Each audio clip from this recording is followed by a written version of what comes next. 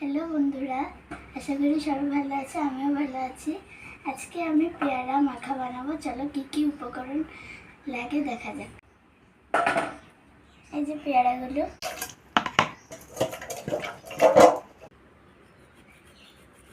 Hello guys, দেখো আমি কেটে ফেলছি।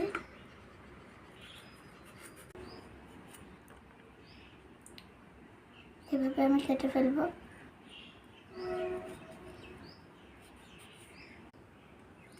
লঙ্কা কাটছে, লঙ্কাটা কেটে ফেলছি।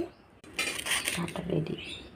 লবণ দিলাম, ওটা দিয়ে দিলাম, মরিচের গুঁড়ো দিয়ে দিলাম, তেঁতুল ফেলবো, সব একসাথে মেখে ফেলবো। রেডি। মেখে ফেললাম, দারুণ হয়েছে। আমাদের চ্যানেলটাকে লাইক,